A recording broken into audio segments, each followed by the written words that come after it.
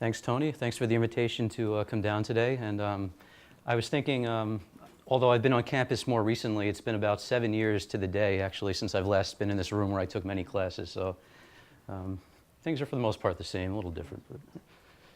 So I want to start by acknowledging my collaborators on this work, who I work with up at Lamont, Lorenzo Povani, who's a professor, and Karen Smith, who is a postdoc working with us. So, as my title slide alludes to, the topic of the talk will be stratospheric ozone depletion and its effects on the southern hemisphere climate. And I thought I'd start off by just showing a satellite image of total column ozone. And you can see here, so the units are Dobson units, and we can just define some arbitrary value of, let's say, in this case, 220 Dobson units, and say that that is values less than that are our ozone hole. And you can see, if we define the ozone hole in that way, we're talking about a very large perturbation to stratospheric ozone, which is about comparable to the size of the Antarctic continent. And so you can imagine that this could potentially have large effects on the climate, and as I'll discuss throughout the talk, it actually does. I want to note, though, this is not really, this is not just purely a problem for Antarctica or an issue for Antarctica, but stratospheric ozone depletion is actually a global issue. It just happens to be most severe over Antarctica. So this is another way of illustrating ozone depletion. This is now looking at a plot versus month of year versus pressure or height, and showing this is now a difference at one particular Antarctic station between pre-ozone hole conditions and ozone hole conditions. You can see this is showing the percent decline in ozone as a function of height, and you can see that there's during this period of ozone depletion, the last couple of decades of the 20th century, ozone decreased locally anyway by up to 90% in the polar lower stratosphere, and you can see there's a very strong seasonality to this perturbation. It's mainly the ozone depletion is mainly occurring in the southern hemisphere springtime, when sunlight first returns to the southern polar region. And associated with this, this depletion of stratospheric ozone are very large temperature changes in the polar lower stratosphere. So this bottom panel here is showing 30-year linear trends between 1969 and 1998 in temperature. So the values here are just degrees Celsius per 30 years. So you can see that in the polar lower stratosphere, around the time of the maximum ozone depletion, lags slightly by about a month because of the largest cooling coincides with the maximum incoming solar radiation. And because of this ozone depletion, you have less solar radiation being absorbed in the stratosphere, and you have significant cooling on the order of about 7 degrees over this 30-year period. And as I'll discuss throughout the talk, there's a variety of different timescales involved with the climate response to ozone depletion. So this temperature response in the stratosphere is occurring pretty close to the time of the maximum ozone depletion. In the troposphere, the tropospheric circulation responds maybe about a month or two later in austral summer, December through February, and that's just simply as a result of the time required for the anomalies in the stratosphere to propagate down into the troposphere. I'll also discuss, though, that ozone depletion has had effects on other components of the climate system, sea ice and the ocean, and in these components of the system, the response to the ozone forcing is integrated over time, so you can see effects throughout the year.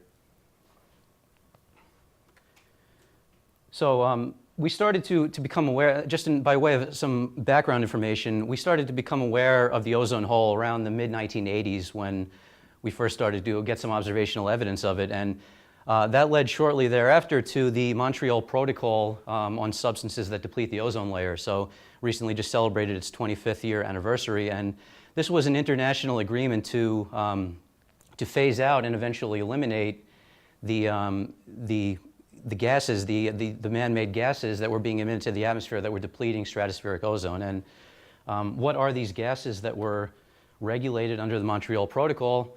Well, there are various halogen species, so predominantly CFCs, chlorofluorocarbons, which are indicated in yellow here, but also various other halogenated species containing chlorine and bromine. And these gases, which are emitted, as I mentioned, mainly as a result of human activity, are the sources are things such as spray cans, refrigeration units, air conditioning, and as a result of the implementation of this Montreal Protocol, you can see that. So this now is showing these ozone-depleting substances as represented as an effective chlorine concentration in the atmosphere. And you can see that shortly after the Montreal Protocol in 1987, we had a plateau in terms of the increase of the concentration of these gases in the atmosphere, and they have now started to decline. So there is observational evidence that the Montreal Protocol has had its intended effect on regulating these gases that deplete stratospheric ozone. And there's an assessment report that is published every 4 years, referred to as the Scientific Assessment of Ozone Depletion. The most recent one was published in 2010, but there will be another one coming out next year.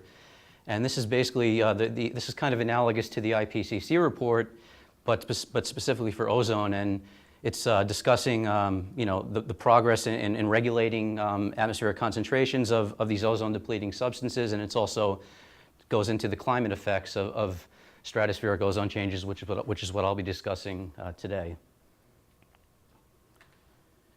So we can also look at the observed ozone variation as a time series, and that's what's shown here.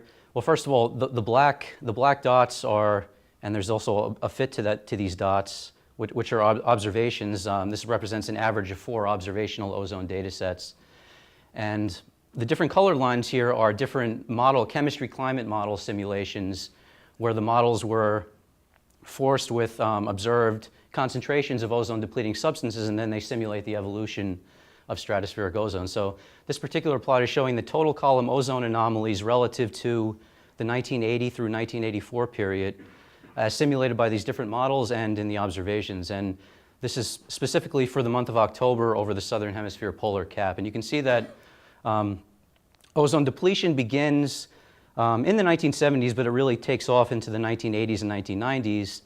And the models do a pretty good job of getting that, these chemistry climate models, when they're given the observed concentrations of ozone-depleting substances. And as I mentioned, though, since the Montreal Protocol is having its intended effect, these models project into the future that ozone will begin to recover, and by about at some point in the second half of the current century, around 2060, 2070 timeframe, it's expected that stratospheric ozone over the southern polar cap will return to its 1980 levels.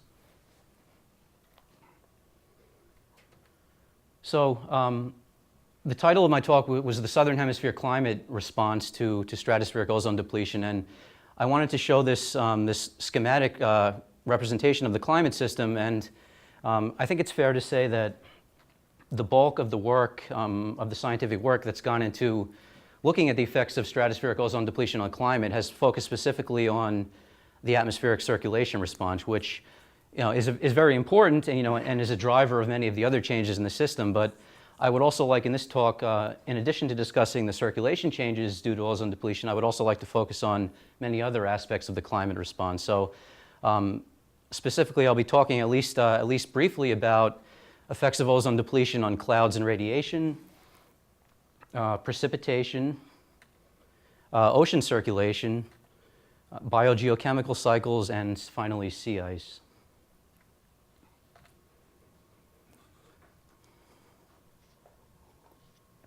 So I just wanted to begin, of course, with, as I mentioned, the most studied aspect of this problem, and that's the atmospheric circulation response to stratospheric ozone depletion. So this plot here is showing, as a function of latitude and height, the zonal mean zonal wind for the season of austral summertime, so December through February. And this is based on observations, essentially, so the NCEP-NCAR reanalysis. And in solid black contours here are the climatological zonal mean zonal wind for the period 1960 to 2000. And you can see that there's this very prominent mid-latitude jet stream, so this zonal wind maximum that's centered roughly about 45 degrees south and at a pressure of about 250 hectopascal. What are the units? The units are meters per second, so for these, for the climatology, meters per second. And the change here is in colors, which has been converted also to meters per second. It's based on linear, change based on linear trend analysis, but converted to units of meters per second. So the shading here is the change over this 1960 to 2000 period in the zonal mean, zonal wind. And you can see that we have increases in the zonal mean, zonal wind on the poleward side of the climatological mean jet. So what that's indicating is essentially a poleward shift of this mid-latitude tropospheric jet over this time period. You can also look at this in another way as a time series now showing, actually showing the southern hemisphere jet latitude for the same season over the same time period. And in this case, the jet latitude is defined as the latitude of the 850 hectopascal zonal mean, zonal wind maximum. So you can see here I'm showing for two different reanalysis products, NCEP, NCAR in blue, and the shorter duration ERA interim reanalysis in black, showing the change in the jet latitude over the end of the 20th century time period. And you can see that there's a very prominent negative trend in this time series, so indicating, again, this poleward shift of the jet. And yet a third way to think about the circulation changes is in terms of the so-called southern annular mode, and, or SAM. And so the SAM is essentially just an oscillation in atmospheric pressure or mass between the mid-latitudes of the southern hemisphere and the polar latitudes. And so in its positive phase, the SAM is associated with an increased pressure gradient between the mid-latitudes and the poles, and an intensification and poleward shift of the tropospheric circulation. So looking at this in terms of the SAM index, you can see that over this period there's been a positive trend in the SAM index, again reflecting this strengthening and poleward shift of the zonal circulation. So we can use models to try to understand what percentage of this observed change in the atmospheric circulation at the end of the 20th century was due to different anthropogenic forcings. And this is what we did in this study by Palvani et al. A couple of years ago. And this plot here is showing results based on the CAM3 atmospheric general circulation model, which was forced with observed SSTs and sea ice concentrations and observed concentrations of well-mixed greenhouse gases and stratospheric ozone depletion over the period 1960 to 2000. And so I want to begin by focusing on the bottom left panel here, which is showing the model response, again, the same zonal mean, zonal wind response, with again, the black contours showing the climatological zonal mean, zonal wind, and the colors showing the change over this period. And this bottom left panel here shows the model response when all different forcings are included in the simulation. So when you're including both ozone depletion and increases in greenhouse gases. And you can see that the response looks very, very similar to the observed response we see in the reanalysis, at least qualitatively. There's some quantitative differences, but the model is picking up this, this poleward shift in the mid-latitude circulation over this period. And we went on then to do additional simulations where in the top left here we only changed stratospheric ozone. So in this case the model has constant greenhouse gas concentrations and ozone is the only time varying forcing. And then on the top right is the simulation in which we only changed greenhouse gases and kept ozone fixed. So you can see that just by specifying ozone changes alone, you replicate the full model response when all forcings are included. So this is some evidence that, and there's many other studies that have come up with the same result, that ozone depletion has been the primary driver of these atmospheric circulation changes that were observed at the end of the 20th century. Mike, isn't the jet in this model much too strong? It is too strong, yes. But as I said, though, this result has been replicated in many different models. So there's a lot of evidence that, greenhouse gases have contributed to the sign of the change, but it's thought that most of the response is due to the ozone depletion.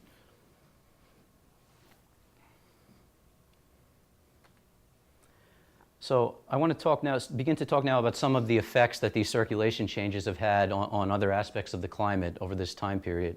So beginning with surface temperature. So This is showing for various Antarctic weather stations here, which are indicated by the different circles.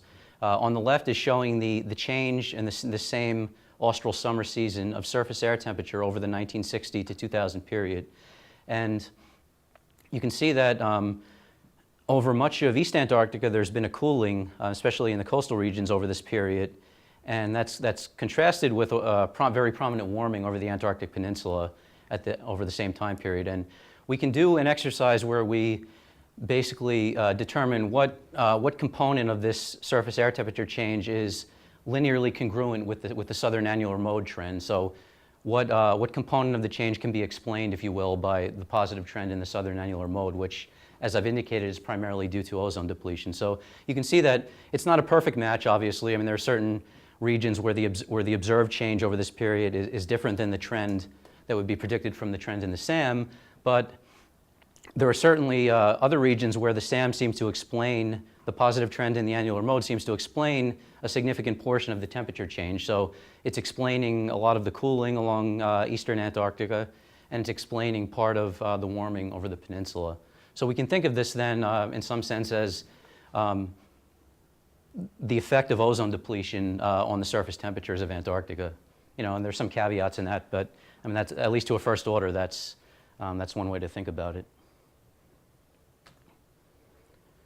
So I also wanted to talk about some of the radiative impacts of stratospheric ozone depletion, and we can begin with just the very basic radiative impact. So that's the radiative forcing, and you can see that this is showing this is a global average radiative forcing now between pre-industrial times and 2005. So this figure is from the last IPCC report, and you can see that for stratospheric ozone, the global mean radiative forcing is very small. It's only estimated to be about negative 0.05 watts per meter squared, and the uncertainty bar actually overlaps with 0. So it's a very small direct radiative perturbation associated with ozone depletion. But the point that I wanted to make here is that because of these strong changes in the circulation that occur in response to ozone depletion, there are going to be other indirect radiative impacts associated with ozone depletion, and particularly what I'll focus on here is the effects on clouds of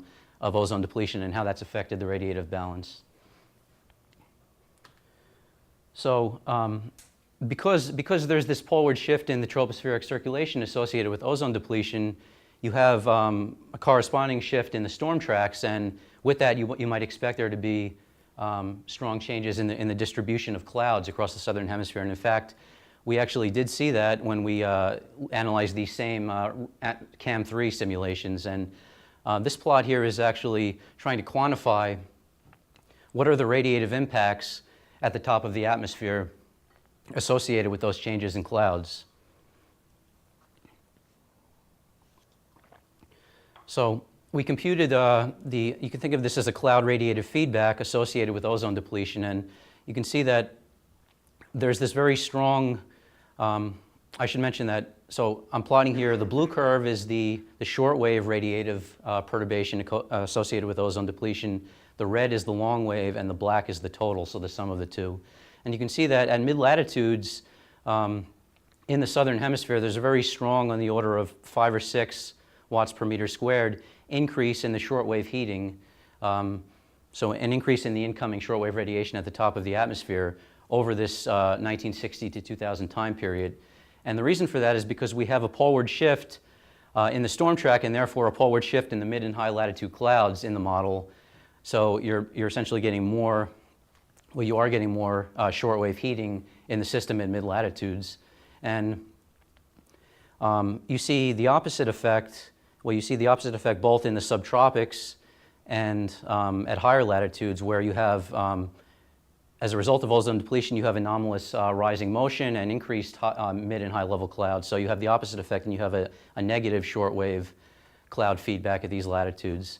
The long wave changes are smaller in magnitude, but they're also consistent with the changes in the cloud. So you have positive long wave cloud feedbacks in areas where you were increasing the height of clouds on average, and you have a negative long wave feedback where you're reducing clouds in mid latitudes. And the total feedback is dominated by the shortwave changes, and Even though there's some compensation between mid-latitudes and the subtropics, we can actually just average over the entire southern hemisphere, which is what's shown here on the top legend, and we get an average cloud radiative feedback of about 0.4 of a watt per meter squared based on these model results for this period. So it's certainly several times larger than the direct radiative forcing associated with ozone.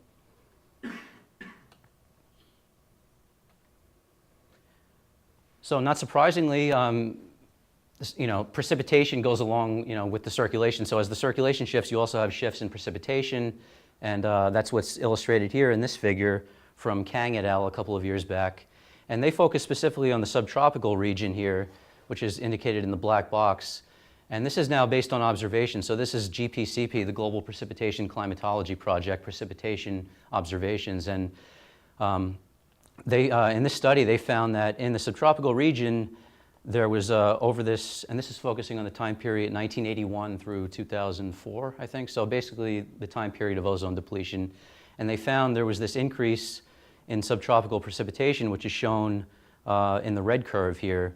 And there's some estimate of the uncertainty in that change. And they also, they played a similar game, as I mentioned earlier, where they tried to explain what portion of that precipitation change that was observed could be explained by the shift in the jet or the trend in the SAM, you could think of it also. And you can see that they found that that's indicated by the blue and the green curves just using different reanalysis products. And you can see that a very large fraction of the observed precipitation increase in the subtropics can be explained by this poleward shift in the jet. And similarly, there are increases in precipitation at high latitudes, which are also largely congruent with the shift in the jet. And you see also in mid-latitudes around 40 degrees south, where the climatological storm track or jet is, you have a decrease in precipitation.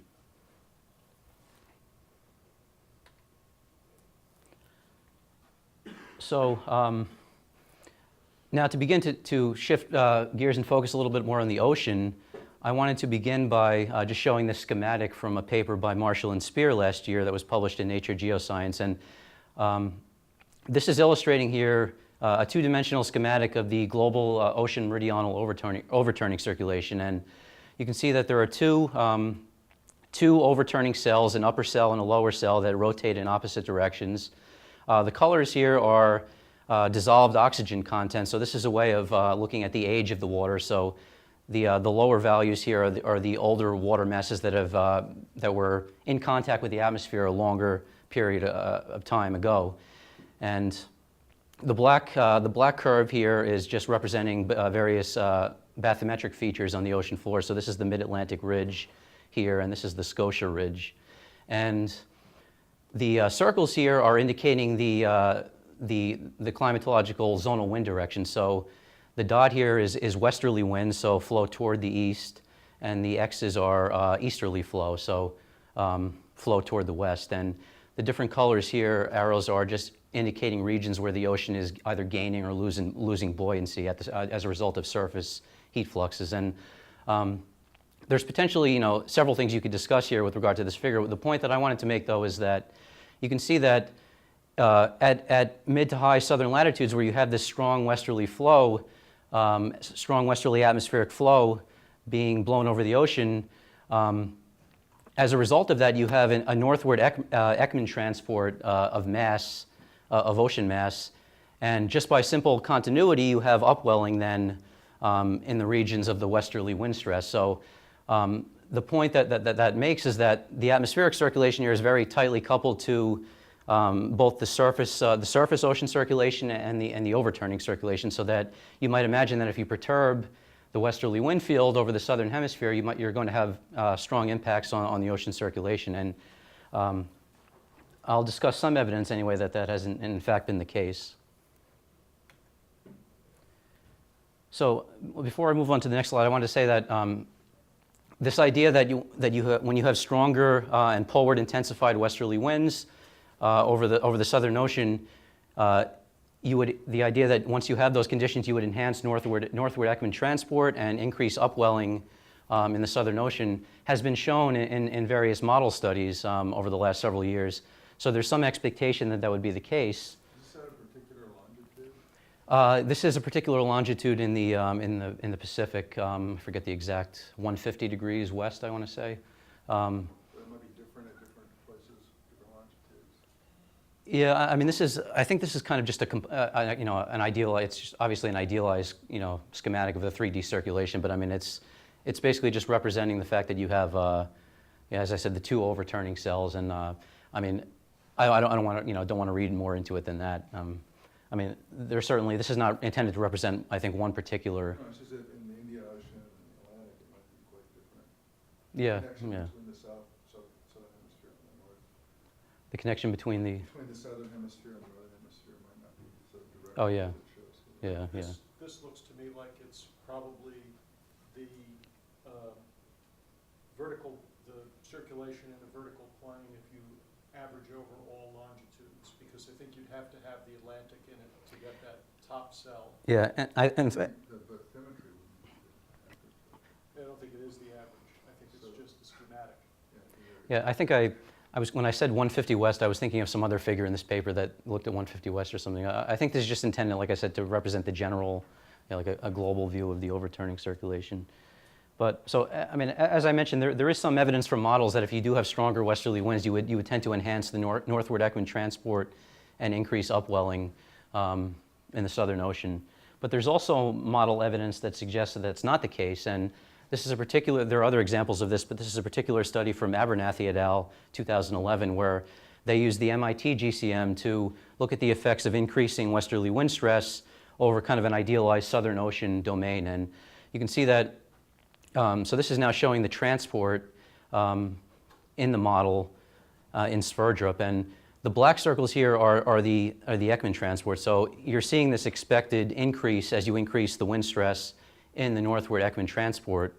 And these different colors here are, so, well, the different colors represent essentially just two different ways of treating the surface fluxes in the model. So it's, for the purposes of this discussion, that's not really that relevant. But the upper meridional overturning circulation cell, which I've kind of discussed these two cells here. So the upper overturning circulation cell here is in triangles here. The lower is in circles, colored circles, and there's also just an upwelling transport, which is just the difference between these two, the transports in these two upper and lower cells. And you can see that the main result here, I think, is that while you do see this increase in the transport associated with increasing wind stress, it's not anywhere near as large as you would expect just based on the increase in the Ekman transport. And the reason why that is that eddy circulations in the ocean compensate to a large degree for the increased northward Ekman transport. So, and that's been an idea that had been discussed for some time, but traditionally the ocean models had not had the resolution to represent these mesoscale eddies, which are on the order of 100-kilometer scale. So this particular model does represent those eddies explicitly, and it gets a much more muted response of the transport to the increased westerly wind stress. So Mike, is this at a particular location? Well, it's kind of just an idealized like channel type model intended to represent the Southern Ocean, basically with the Antarctic circumpolar current, you know, tended to represent that general domain.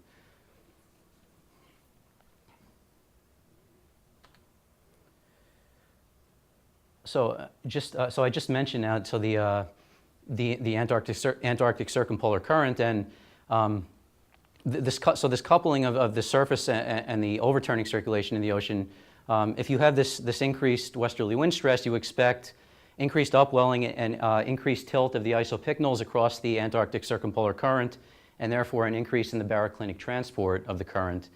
And as I mentioned with regard to the models, you know, some modeling studies do show that, and some modeling studies don't show that so much. And so what do the observations actually have to say about that? And it turns out there's some controversy what the observations have to say. And this particular study from Boning et al., Nature Geoscience, I think, looked at observed temperature and salinity fields in the ocean, and from those fields they calculated what they referred to as the mean baroclinic potential energy anomaly. So that's shown here in black, and essentially a gradient in this, a north-south gradient in this potential energy anomaly is associated with a horizontal density gradient and should be proportional to the mean baroclinic transport, which is shown on the right here, of the Antarctic circumpolar current.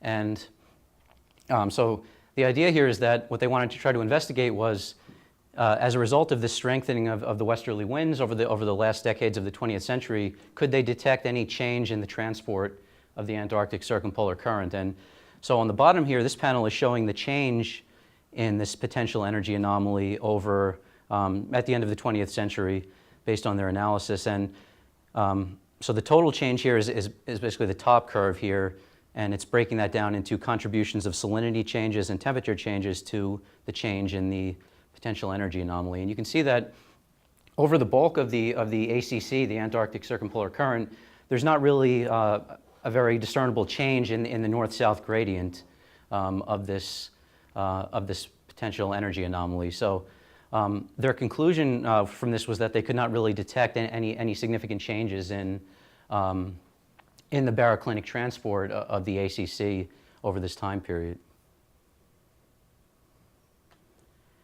However, there's been other observational evidence that suggests that there has been, in fact, been an acceleration of the ocean overturning circulation in recent decades. And this is a science paper that was published just earlier this year by Darren Waugh.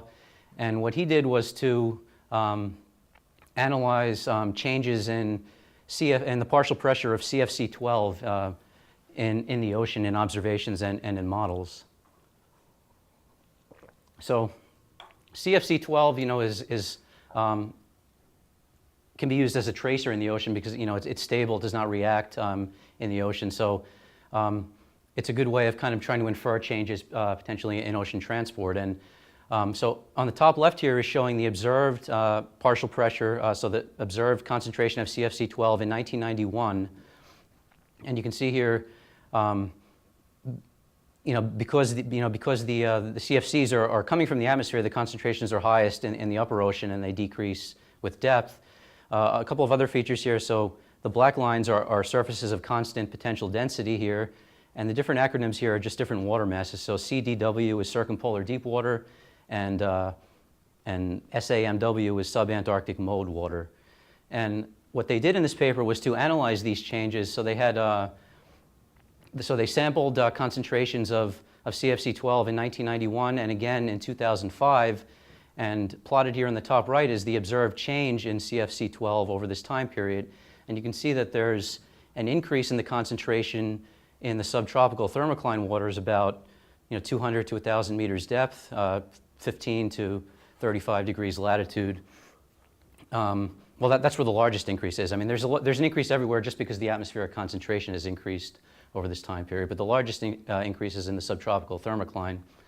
Then what they did was to try to say, well, what role has changes in ocean circulation played in explaining this change in the CFC concentration? And so they used two different ocean circulation models, which are shown on the bottom here, and they essentially forced the models with the observed surface concentrations or atmospheric concentrations of CFC, the time-varying concentrations over this time period, but they kept the transport in the models fixed. So what this is showing then is basically how the CFC's distribution would evolve in the ocean if the circulation was fixed over this time period. And based on that result, comparing these model results with the real world, where of course the circulation is free to evolve as it will, you can try to get and try to infer how the circulation may have changed. And so what this indicates here is that if you compare the models and the observations,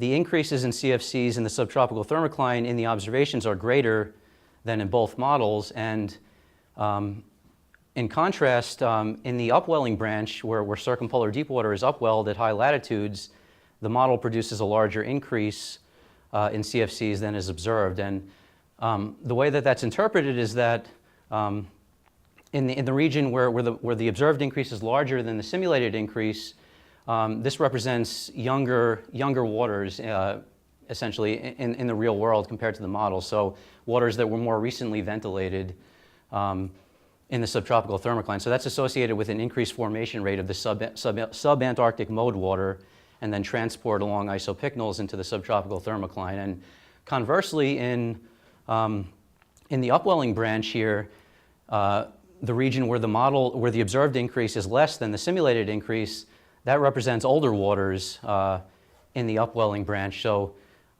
in the real world, indicating an increased upwelling of circumpolar deep water. So their conclusion from this was that the model simulated, CFC concentrations where the transport was held fixed are not consistent with the observed changes, and therefore they concluded that the circulation actually has, the overturning circulation has accelerated in recent decades. And they attributed this specifically to ozone depletion. There's also some further support for this idea that the ocean circulation has been enhanced in recent decades based on biogeochemical studies, so studies of air-sea carbon dioxide fluxes. And this paper received a lot of press, now a few years old, showing an analysis of changes in the air-sea CO2 flux over the last 20 years of the 20th century. So on the left here is showing the increase in the flux that you would expect just from the increase in atmospheric CO2 by itself. So if you just think about, how would the ocean uptake of CO2 change if you just increased atmospheric CO2, it would increase the uptake. So that's showing a negative trend here. However, when they actually looked at, when they tried to understand, well, what if you take into account other changes besides just the increase in atmospheric CO2? So on the right here, these are various inversion-based estimates of what the change in the air-sea CO2 flux was over this time period. And so an inversion type approach is essentially just using observations of atmospheric CO2 concentration and trying to determine what are the air-sea CO2 fluxes that are consistent with that, with those observations. And you can see that these are just various sensitivity experiments, the different colored bars here, or the different bars here. But for the most part, all models indicate that the Southern Ocean, which is presently a sink for atmospheric CO2, they indicate that that sink has weakened over this 20-year time period at the end of the 20th century. And they get the same result if they use a model, an ocean general circulation model, which they forced with observed meteorology from reanalysis products. So their conclusion was that that there is evidence that this overturning circulation has been enhanced in recent decades, and the effect of that enhancement on the air-sea CO2 flux is to increase the upwelling of older water that's very rich in carbon, which can then outgas to the atmosphere. So implying that, again, that the Southern Ocean sink for CO2 has weakened in recent decades. Talking a little bit now about sea ice. This is showing model results this is now the NCAR CCSM3. And this is just two different resolutions here on the left and right of the ocean and sea ice components. So 0.1 degree resolution and 1 degree resolution. So in this case, eddies are explicitly resolved, and in this case, the ocean eddies are parameterized. And in this case, this particular experiment was an ozone-only experiment. So basically, the model was forced with an ozone hole representing the depletion at the end of the 20th century, and they wanted to analyze what the effect on the Antarctic sea ice was. And you can see that this top panel here is showing the change as a result of ozone depletion in the sea ice concentration. And there's some dependence here on the resolution of the model, but overall, the effect of ozone depletion is to decrease the Antarctic sea ice. And another way to look at that is on the bottom panel here. This is showing just the total now, the total Antarctic sea ice extent, the response to ozone depletion. And that's indicated by the different bars here. The curves are just the climatology of the model and observations. And you can see that, again, ozone depletion, at least in this model, tends to decrease the Antarctic sea ice, and it occurs throughout the year. As I mentioned, it's not just an effect that's limited to southern hemisphere summertime. So one of the problems with this result, or one of the difficulties in interpreting it, is that the observed Antarctic sea ice has actually had the opposite sign change in recent decades, and that's what this is showing here. You can see that, again, that this Southern Ocean sink for CO2 has weakened over this 20-year time period, and the effect of that enhancement on the air-sea CO2 flux is to decrease the upwelling of older water that's very rich in carbon, which can then outgas to the atmosphere. So So the blue here it's also showing Arctic sea ice, and I mean, as has been well documented, there's been this very precipitous decline in Arctic sea ice over the last couple of decades, which is shown in blue. But Antarctic sea ice has had the opposite sign trend, so it's increased, with a smaller magnitude, but still a significant increase over this period. And the problem then becomes how can you reconcile this with the fact that That's standardized, which means you divide it by something. So the trend in Antarctica is almost zero, isn't it? And the Antarctic trend is huge. well, so the trend, yeah, so the trend in the Antarctic sea ice extent is smaller, but it's still statistically significant over this period. So yeah, I mean, I agree that the Arctic change is much larger, but there's still a positive trend in Antarctic sea ice extent, which is not consistent with what we expect the effects of ozone depletion to be. It's also not consistent with you expect increasing greenhouse gases to melt sea ice, so it's not consistent with that. So then what are the possible explanations for this positive trend in Antarctic sea ice? And there's a couple of possible explanations, and one of them is that it in fact is a forced response that is just maybe not properly simulated by the models, or for example. And this paper, which was just published within the last, published online about a month and a half, or about a month ago, arguing that increased basal melting of Antarctic ice shelves has released fresh water into peripheral seas around Antarctica, which has essentially increased the vertical stability of the upper ocean, and kind of shielded Antarctic sea ice from warmer waters from beneath, which would tend to melt it. And since that process would not be represented in these models, which we're using to simulate Antarctic sea ice trends, that's one possible explanation anyway for why the models maybe are not getting this observed increase in sea ice over the last couple of decades. Another explanation potentially, though, is that these changes in sea ice in the last couple of decades are not a forced response of the system, but are just a result of internal climate variability. And so this paper, which was just recently submitted by Lorenzo and Karen, tried to look at that using 4 different models that have participated in the CMIP-5 project. So we have the NCAR CCSM4, another version of the NCAR model, the WACM higher resolution model, and 2 versions of the GFDL model, Earth System model. And what they did here, what Lorenzo and Karen did, was to look at pre-industrial control runs of these models and calculate distributions of 20-year trends in Antarctic sea ice using these pre-industrial control simulations. So what they wanted to answer then was, how large of a trend in Antarctic sea ice can you get over a 27-year period, which is essentially the length of the observed record. How large of a trend can you get just as a result of pure internal variability? And so they compared those distributions with the observed Antarctic sea ice trend, which is shown in black here. So this is showing now the annual mean on the left, and March, April, May, which is the period, the season of the year where the largest observed trend in sea ice has occurred.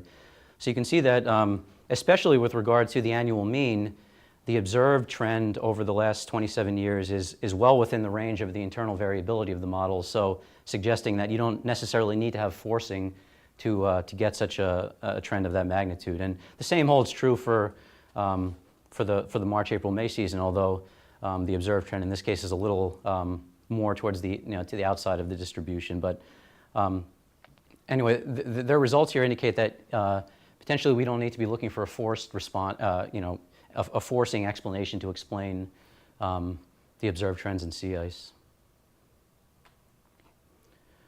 So we'll be running out of time quickly, so I wanted to just briefly talk about ozone recovery. And so I thought I'd kind of transition by just showing for different years since 1996, again, this is satellite estimates of total column ozone, and you can see that there's a lot of interannual variability here. So 2002 and 2012 are years where the ozone hole was relatively small compared to this overall time period. This is it's not just October, it's September, October, November, I want to say. So this is just there certainly is a large interannual variability, but the idea is that, as I showed that time series earlier in the talk, is that by the middle to latter part of the century, stratospheric ozone over the polar cap is expected to recover. So what impacts will that have on the climate? And again, this will be relatively brief since I've discussed many of these impacts, at least the effects of ozone depletion already. But you can see that this is also analyzing various chemistry climate models which participated in the so-called CCM-Val2 project. And the panel on the left here is showing that same zonal mean, zonal wind trend for the DJF, December through February season. On the left here is the period of ozone depletion. And again, we see that poleward indication of the poleward shift in the jet.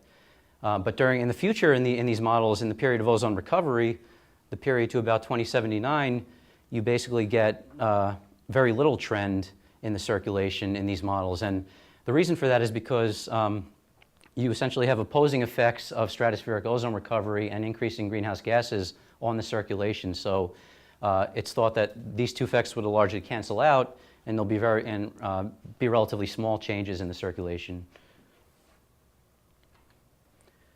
Another way to look at that again is with the Southern Annular Mode Index, and showing this is based on a large number, 10 ensemble members each for 3 different experiments. The red is where we prescribed both ozone recovery and increases in greenhouse gases. The black is ozone only, and the blue is greenhouse gas only. And you can see that the effect of greenhouse gases, as I mentioned earlier, is to continue to increase the SAM index, so favored continued increase in that positive SAM trend, but that's opposed by the effect of ozone recovery, so that the net result is essentially a very little trend over this time period.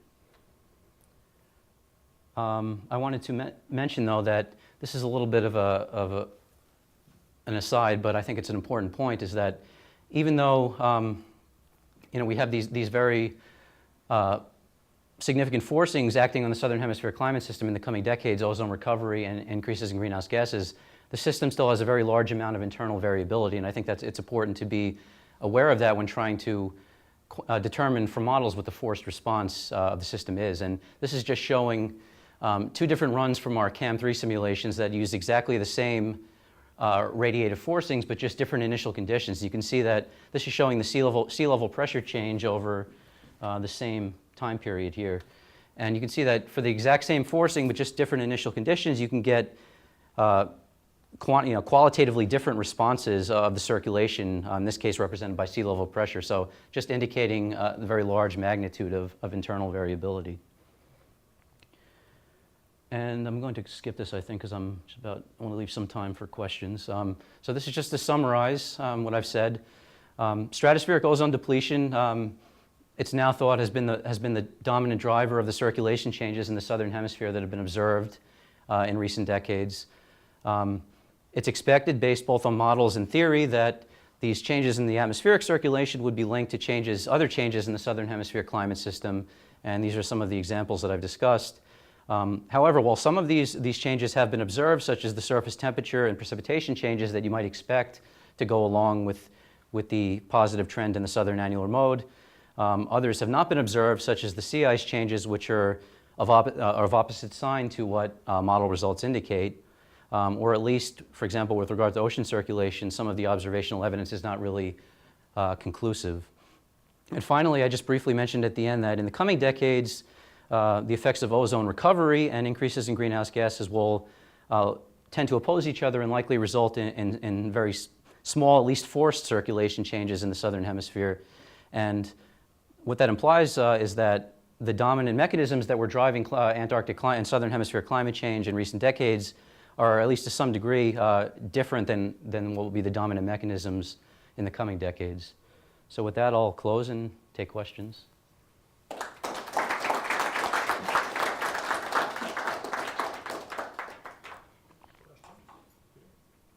me ask an ignorant one. Let's go to your last point. It's going to change the dominant driving factors. Well, I mean, Well, that's one way to think about it. right? It's one way to think about it, because many of the changes in That's the question. What's going to happen? many of the changes in recent decades were circulation driven. They were driven by this positive trend in the Southern Annular Mode, and if it's actually correct what the models say, that there will be this large cancellation between ozone recovery and greenhouse gases, then the effects will be, at least will not be so easily explained in terms of changes in the southern annular mode. I mean, it would be more likely dominated by the direct, radiative warming of greenhouse gases.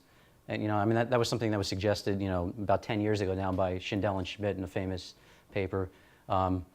So I don't know if that answers your question. What's going to happen? It's going to warm. I mean, I don't know what. Are we just going to stagnate where we are?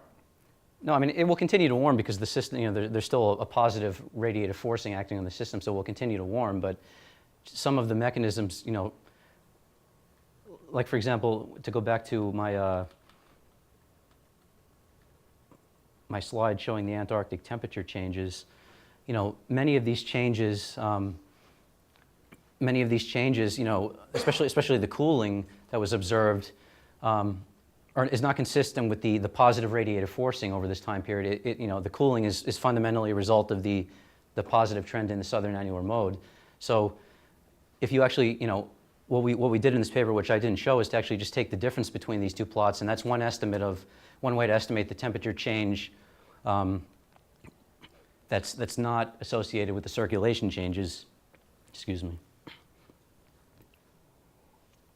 And what you get when you take that difference is essentially just a uniform warming over Antarctica, and so that's one way you can interpret that would be just that's the radiative effect of increasing greenhouse gases. And so you could argue maybe that would be more, that a pattern such as that is more just a uniform warming, obviously with spatial variability, but a more uniform warming would be what we'll see in the next several decades. I don't know if that answers your question, but I think it is. Yeah, I'm not sure really the best way to respond to that, but I mean I think I think it's also, maybe I probably should have mentioned that, this idea of this cancellation between ozone recovery and greenhouse gases is, I mean, it depends on a lot of things. It depends, for example, on how much greenhouse gases we put into the atmosphere. And this is one particular scenario of, this particular result was based on the A1B scenario, so kind of a middle of the road scenario. If you had a more extreme greenhouse gas increase scenario, you might expect that you would still see some, positive overall trend in the SAM over this time period. But so was your question that would it be somehow different? Would it be different at the end of this period than if it had? Well, I guess what I'm saying is, when we look at it this way, we're starting in 2000 with Right. a system that's already been affected by being pushed by mainly ozone, but also a little bit from greenhouse gases in the direction of the positive SAM. Mm-hmm. At the end of this period, if we were to compare this to what the circulation looked like in 1860, of course, we don't have any observations from 1860. Oh, so you're saying could we ever get back to that point? Is that We're on the trajectory. on the trajectory that we're on? That we're on, but recognizing that that's a scenario and we don't know what future emissions are going to be, it still sounds to me like we're going to be different than we were before either greenhouse gases increased or ozone was depleted. Different circulation-wise? I mean, yeah. I mean, I guess we would have to. You would expect you would have to be, right? I mean. And the ozone recovery isn't going to be ideal either, because that's affected by the changing circulation and by the CO2. So you noticed in his ozone trend, it never got back up to the pre-ozone hole levels either. Yeah, I mean, it's a question, reversibility, I guess. I don't know. Yeah, I don't know if I have a good answer for. I have a question about sea ice. We wrote a paper in 1999 looking at the trends in Arctic sea ice, and we were able to show that you really could detect a decrease, a real change in the climate. But for the Antarctic, it's sort of going along, maybe going up slightly. Are there any good predictions about when it will reach a point where the warming sort of dominates and it starts to melt? And is there a tipping point or some sort of detection change point when we should expect it to start going down? I was actually looking recently to see if I could find any, because one of the many proposals I had to put out recently about talking about tipping points with Antarctic sea ice, and I didn't see, I mean, you see a lot with regard to Arctic sea ice in that, you know, but with Antarctic, I was not able to really find anything, and I mean, I don't know that at what point will it begin to melt. Well, I mean, if you believe the arguments of this paper here on the top, they say that, you know, this increased, you know, basal melting, you know, the ice sheets is not going to be stopping anytime soon. So you get it fresher and fresher. you get fresher and fresher, and it insulates essentially that upper layer where you have the sea ice and prevents. So that would be a very, you know, positive, very negative feedback. But again, I mean, I don't. This is only one paper, you know, so I don't know the extent to which, you know, how true that is. But I mean, I think there's a lot. I mean, I as I kind of indicated here by phrasing it as a question, I'm not sure we even know, you know, we can explain the recent variability in Antarctic sea ice. So I don't. I wouldn't want to make any predictions for the future, I guess. That's a good question, but the question is, can you solve it in 3 years in order to get money to do that? Yeah. That's the challenge. Yeah. Enrique? Okay, just to follow on to that, this process is not included in the simulations that you're doing, right? Right. No, it's not. Yeah. Right, so you don't have basal you don't have ice shelf? Yeah. No. So and that's kind of one of. I mean, that's one way to think about maybe why we're not getting the right answer.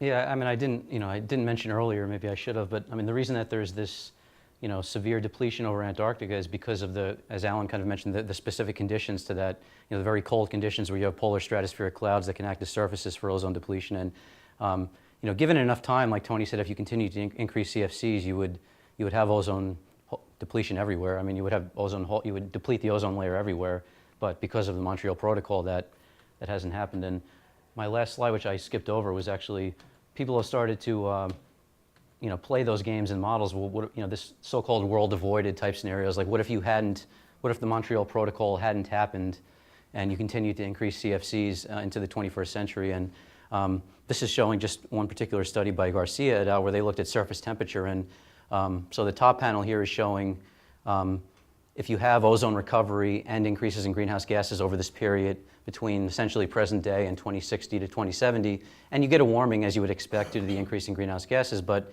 if the Montreal Protocol never happened and you continued to increase CFCs, you would get a much larger warming. And the reason for that is that CFCs are also a greenhouse gas, and if you continue to increase them as they did in this particular scenario, you produce an additional radiative forcing of about 4 watts per meter squared in this model by 2070, which is equivalent to the forcing from increases in CO2, methane, and nitrous oxide. So they get a lot more warming in this case if in this world avoided scenario if the Montreal Protocol never happened. Well, let's thank Mike again.